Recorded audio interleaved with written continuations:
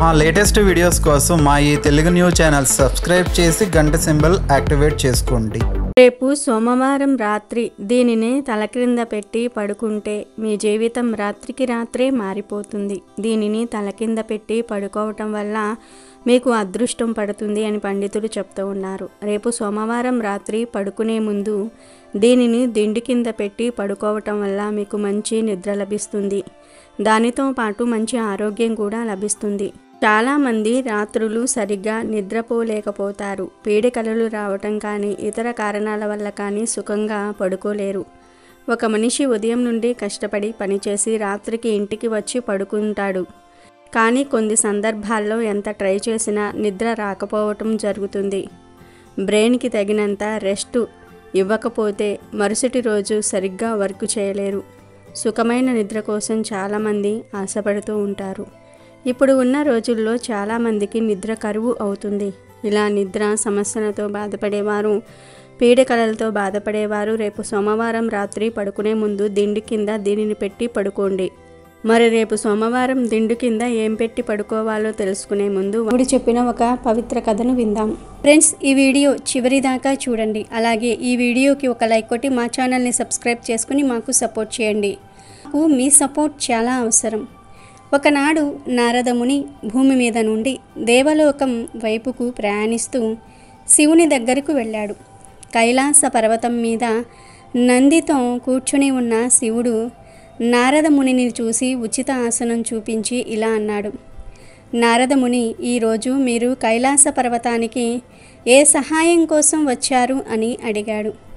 అప్పుడు నారదముని శివునితో, ప్రభు, నేను ఇప్పుడే భూమిపై పర్యటన నుండి తిరిగి వచ్చాను. నేను భూమి మీద కొన్ని విచిత్ర సంఘటనలను చూశాను.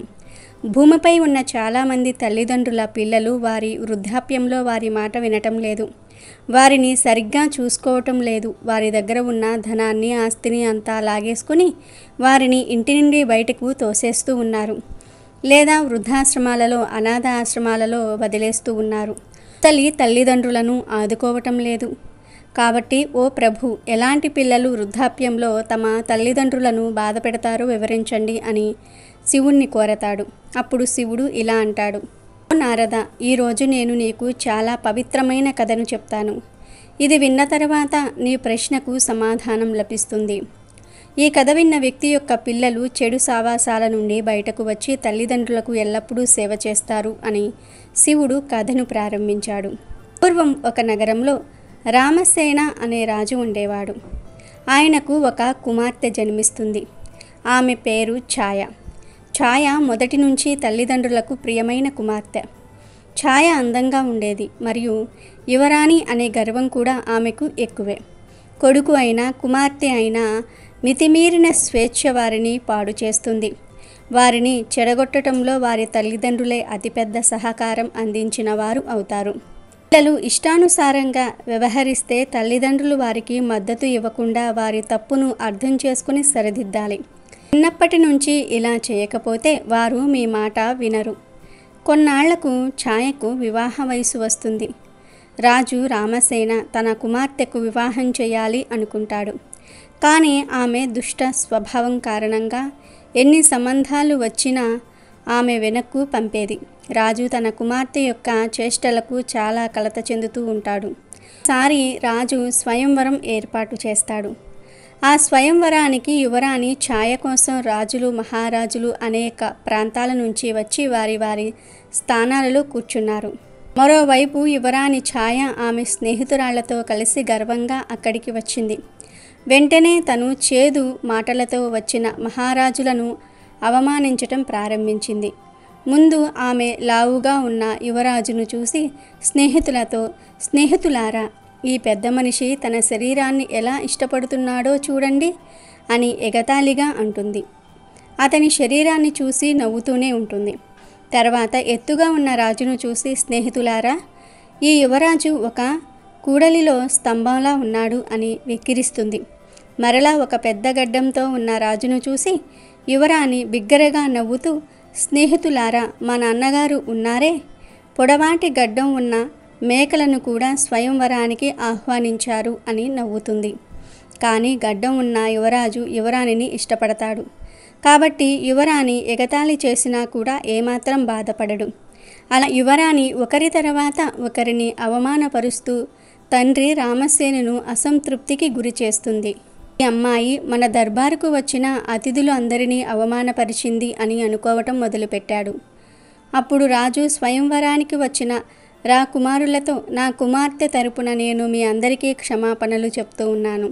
కానీ ఇప్పుడు నేను ఈ అమ్మాయిని రాకుమారుడితో కాకుండా ప్రతిరోజు భిక్షాటన చేసి జీవనోపాధిని పొందే ఒక బిచ్చగాడికి ఇచ్చి వివాహం చేస్తాను అని అందరి ముందు ప్రకటించాడు. స్వయంవరానికి వచ్చిన యువరాజులు అందరూ రాజును అలాగే చేయమని, అప్పుడే రాకుమారికి బుద్ధి వస్తుందని చెప్పటం ప్రారంభించారు. తన తండ్రి మాటలు విన్న యువరాణి చింతిస్తుంది. తర్వాత రాజు తన ఆస్థానం నుండి బయలుదేరుతూ ఉండగా ఎవరో బిచ్చగాడి కీర్తన వినిపిస్తుంది. బిచ్చగాడి గొంతుని విని రాజు తన సేవకుడిని పంపి ఆ బిచ్చగాడిని ఆస్థానానికి ఆహ్వానిస్తాడు. ఆ బిచ్చగాడు చాలా దయనీయమైన స్థితిలో ఉంటాడు. అతను పాత చిరిగిన బట్టలతో ఉంటాడు. అతనికి ఒక పొడవైన గడ్డం కూడా ఉంటుంది. అతని మధురమైన స్వరం విన్న రాజు సంతోషించి, నేను నా కూతుర్ని నీకు బహుమతిగా అప్పగిస్తున్నాను, ఆమెను నీకు ఇచ్చి వివాహం చేస్తున్నాను అని అంటాడు. ఈ రోజు నుండి ఆమె నీ భార్య, ఆమెను మీతో పాటు తీసుకువెళ్ళండి, మీతో పాటే భోజనం పెట్టండి అని రాజు బిచ్చగాడితో అంటాడు. తండ్రి తీసుకున్న నిర్ణయానికి ఛాయ చాలా బాధపడుతుంది. తర్వాత రాజు కుమార్తెతో, తల్లి, ఈ బిచ్చగాడు నీకు భర్త, ఇక నుంచి నీవు నీ జీవితాన్ని ఈ బిచ్చగాడితో గడపవలసి ఉంటుంది. కాదని అతనిని విడిచిపెట్టినట్లయితే నీకు మరణశిక్ష పడుతుంది అని ఆజ్ఞాపిస్తాడు. తండ్రి ఆజ్ఞానుసారం ఛాయ బిచ్చగాడితో వెళ్తుంది. బిచ్చగాడు ఆమెను ఒక అడవికి తీసుకువెళ్తాడు. బిచ్చగాడికి అడవిలో ఒక గుడిసె ఉంటుంది. వెళ్ళిన వెంటనే ఒక మామిడి చెట్టును గుడిసె దగ్గర నాటుతాడు బిచ్చగాడు. యువరాణి గుడిసె పక్కన ఒక పెద్ద అందమైన పొలాన్ని చూస్తుంది. ఇది ఎవరి పొలం అని బిచ్చగాడిని అడుగుతుంది. అప్పుడు బిచ్చగాడు, ఓ యువరాణి, ఈ పొలం ఒక గడ్డం ఉన్న యువరాజుది అని నేను విన్నాను. మీరు స్వయంవరంలో ఆ యువరాజునే గడ్డం ఉన్న మేక అని వెక్కిరించారు. కానీ మీ దురదృష్టం, అదే పొడవాటి గడ్డంతో ఉన్న నేను నీకు భర్తను అయ్యాను. ఆ గడ్డం ఉన్న యువరాజును పెళ్లాడితే ఈ పొలానికి మీరే యజమాని అయ్యేవారు. కానీ ఇప్పుడు పశ్చాత్తాపడి ప్రయోజనం లేదు. ఇక నుంచి మీరు ఈ బిచ్చగాడితో జీవితం గడపాల్సిందే అని అన్నాడు. తరువాత ఛాయ గుడిసె నుండి కొంత దూరం నడిచి వెళ్తుంది. అక్కడ అందమైన పూలు, పండ్లతో కూడిన ఒక తోటను చూస్తుంది. ఈ తోటలో కాసేపు విశ్రాంతి తీసుకుందాం, చాలా అందంగా ఉంది అని యువరాణి బిచ్చగాడితో అంటుంది. ఈ తోట కూడా మీరు అవమానించిన అదే గడ్డం మేకకు చెందినదే. త్వరగా విశ్రాంతి తీసుకొని ఇక్కడి నుంచి వెళ్ళిపోవాలి, లేదా అదే గడ్డం ఉన్న యువరాజు మిమ్మల్ని అవమానించి తరుముతాడు. మీరు అతనిని పెళ్లాడితే ఈ తోట కూడా మీదే అయి ఉండేది. బిచ్చగాడు అయిన నాతో రావాల్సిన అవసరం ఉండేది కాదు. కానీ మీ గర్వమై మిమ్మల్ని ఇక్కడకు తీసుకువచ్చింది అని బిచ్చగాడు అంటాడు.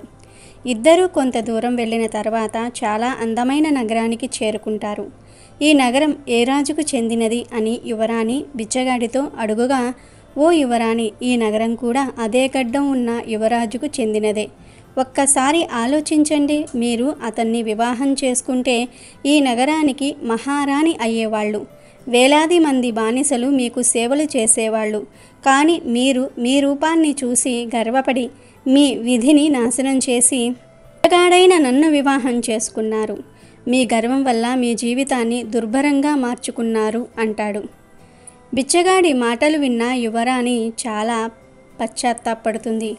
ఇప్పుడు నువ్వు నా భార్యవు, నేను నీ భర్తను. ఇప్పుడు నువ్వు రాజభవనాల గురించి కలలు కనటం మానేసి నాతో పాటు నా గుడిసెలో బతకాలి అంటూ రాజకుమారి ఛాయను తన గుడిసెకు తీసుకువెళ్ళాడు బిచ్చగాడు. ఆమె నగరానికి కొంత దూరంలో ఒక చెరువు ఒడ్డున కట్టిన గుడిసెను చూసి చాలా కోపం తెచ్చుకుంది. ఇది ఎంత చిన్న గుడిసె! నేను ఈ చిన్న గుడిసెలో నివసిస్తే ఊపిరాడదు. ఈ రోజు నుండి ఈ గుడిసెలో నేను నివసించాలా? కానీ నా సేవకులు ఎవ్వరూ కనిపించటం లేదు అని రాజకుమారి అంటుంది. అప్పుడు బిచ్చగాడు, నేను బిచ్చగాడిని, నాకు సేవకులు ఎందుకు ఉంటారు? మీరే ఈ గుడిసెలో పనులన్నీ చేయాలి. ముందు గుడిసెను శుభ్రం చేసి నాకు భోజనం వండి పెట్టండి. చాలా ఆకలిగా ఉంది, నడుస్తూ అలసిపోయాను అని బిచ్చగాడు యువరాణి ఛాయతో అంటాడు. కానీ ఛాయకు భోజనం వండటం రాదు. అందుకే బిచ్చగాడు యువరాణి ఛాయ ఇద్దరూ కలిసి ఆహారం తయారు చేస్తారు. ఆహారం తిన్న తర్వాత వారు నిద్రిస్తారు. మరుసటి రోజు బిచ్చగాడు యువరాణిని లేపి ఇంటి పనులన్నీ కూడా చేయమని చెప్పి, జీవనోపాధికి ఏదైనా పని చేయాలని నేను మామిడికాయలను కోసి బుట్టలో వేస్తాను, యువరాణి బజారుకు తీసుకుని వెళ్ళి మామిడికాయలను అమ్మాలి అని అంటాడు. అప్పుడు యువరాణి, నేను మామిడికాయలు అమ్మటం చూస్తే నన్ను ఎవరైనా గుర్తిస్తారు, అప్పుడు నన్ను ఎగతాళి చేస్తారు, నేను దానికి సిగ్గుపడాల్సి వస్తుంది, కనుక నేను అమ్మడానికి వెళ్ళలేను అని చెప్తుంది. దానికి బిచ్చగాడు, మీరు ఎందుకు సిగ్గుపడాలి? ఇప్పుడు మీరు యువరాణి కాదు, నువ్వు బిచ్చగాడి భార్యవు. ఇప్పుడు మీరు అవమానం గురించి ఆలోచిస్తే ఆకలితో ఉండవలసి వస్తుంది అని అంటాడు.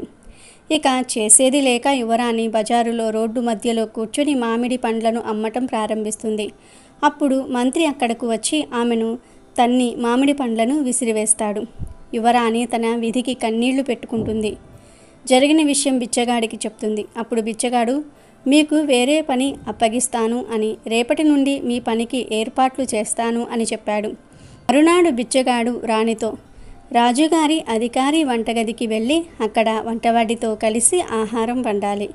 అక్కడ నుండి మనకు తినడానికి మంచి ఆహారం కూడా వస్తుంది, కనుక నువ్వు ఆ పనికి వెళ్ళు అని చెప్తాడు. ఈ విధంగా అహంకారి అయిన యువరాణి వంటవారితో కలిసి పనిచేయటం ప్రారంభించి రాత్రికి మిగిలిన ఆహారాన్ని తన ఇంటికి తీసుకువచ్చింది. వారిద్దరి జీవితం ఇప్పుడు భిన్నంగా ఉంది. ఆ రోజు ప్రశాంతంగా గడిచిపోయింది. తర్వాత ఒకరోజు ఛాయ కిటికీలో నుంచి చూస్తూ ఉండగా రాజభవనం నుంచి పెద్ద పెద్ద అతిథులు ఆమెకు స్వాగతం పలకడానికి వస్తూ ఉంటారు. ఆమె బయటకు వచ్చినప్పుడు ఒక రాజవేషధారణలో ఉన్న వ్యక్తి ఆమెను తీసుకువెళ్తాడు. రాజకుమారి ఆయన ముఖంలోనికి చూసేసరికి భయంతో వణికిపోతుంది. ఎందుకంటే ఆయన గడ్డంతో ఉన్న మేక అని అవమానించిన రాజు. తర్వాత ఆయన రాణి చేతిని పట్టుకుని అతిథులందరూ కూర్చుని ఉన్న రాజభవనానికి తీసుకువెళ్తాడు. అక్కడున్న వైభవాన్ని చూసి యువరాణి కాళ్ళు చేతులు వణికిపోతాయి. అప్పుడు గడ్డం ఉన్న యువరాజు రాజకుమారితో, రాజకుమారి భయపడకు, నీతో పాటు గుడిసెలో నివసించిన నీ బిచ్చగాడు భర్తను నేనే. నేను మిమ్మల్ని ఇష్టపడుతున్నాను. మీ తండ్రి వాగ్దానాన్ని దృష్టిలో ఉంచుకుని నేను బిచ్చగాడిలా మారి మిమ్మల్ని వివాహం చేసుకున్నాను. ఇప్పుడు మీ గర్వం కూడా నశించింది. ఇక్కడకు చాలామంది అతిథులు వచ్చారు. ఇప్పుడు నేను నిన్ను గౌరవప్రదంగా వివాహం చేసుకుంటాను అని అంటాడు. అప్పుడు యువరానికి విషయం మొత్తం అర్థమవుతుంది. అందరూ యువరాణిని ఆశీర్వదిస్తారు. ఆమె తన అహంకారాన్ని పూర్తిగా వదిలేసింది. తర్వాత ఆమె ఆ గడ్డం రాజును పెళ్లి చేసుకుని సంతోషంగా జీవించింది.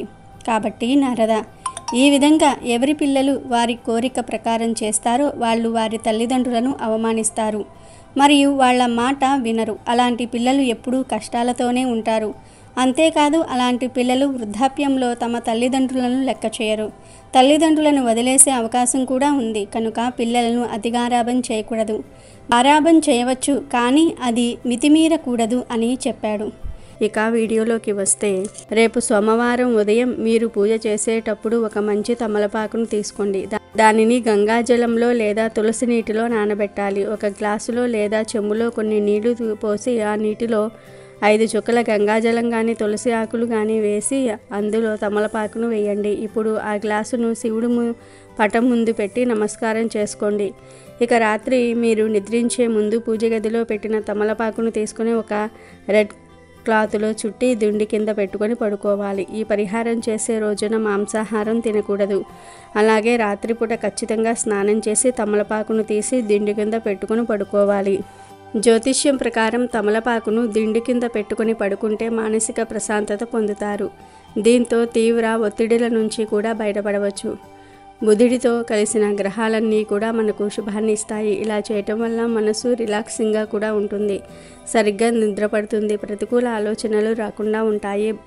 బుధ గ్రహం జాతకంలో బలంగా ఉంటే మనసులో సానుకూలత ఏర్పడుతుంది. తమలపాకు మన ఇళ్లలో జరిగే ప్రతి శుభకార్యాల్లో ఉపయోగిస్తారు. హిందూ సాంప్రదాయంలో తమలపాకు లేనిదే ఏ పూజ జరగదు. తమలపాకుకు ప్రత్యేక స్థానం ఉంది.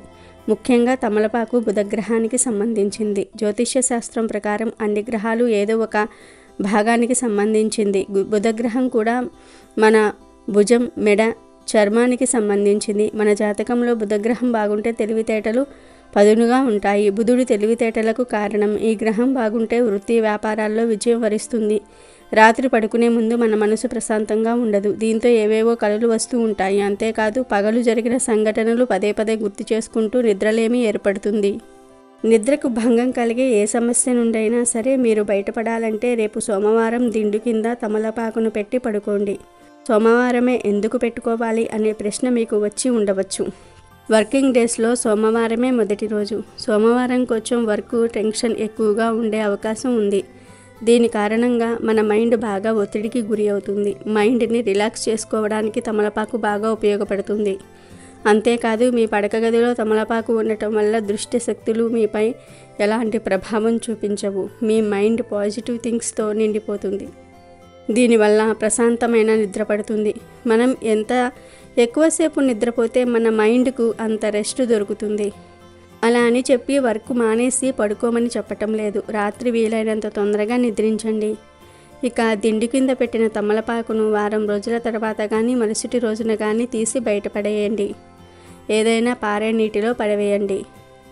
పారే నీరు మీకు సమీపంలో లేకపోతే ఏదైనా పచ్చని చెట్టు దగ్గర ఎవరూ తొక్కని ప్రదేశంలో ఈ ఆకును పడవేయండి. మళ్ళీ అదేవిధంగా తమలపాకును రెడీ చేసుకుని పడుకునే ముందు ఒక రెడ్ కలర్ క్లాత్లో ఆ ఆకును పెట్టి దిండు కింద పెట్టి పడుకోండి.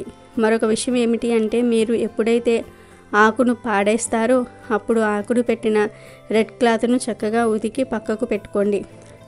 మళ్ళీ పరిహారానికి వాడుకోండి. క్లాత్ని ఖచ్చితంగా ఉతకాలి. ఎందుకంటే ఆ క్లాత్లో మనం పూజించిన తమలపాకును పెడుతున్నాం కాబట్టి ఖచ్చితంగా క్లాత్ను ఉతకాలి. ఇది చాలా సింపుల్ పరిహారం. తమలపాకును దిండు కింద పెట్టి పడుకోవటం వల్ల మీ ఆలోచన శక్తి పెరుగుతుంది. దీనితో డబ్బును ఎలా సంపాదించాలనే ఆలోచన కలిగి ఉంటారు. మంచి నిద్ర కూడా పడుతుంది. మంచి ఆరోగ్యం కూడా బాగుంటుంది.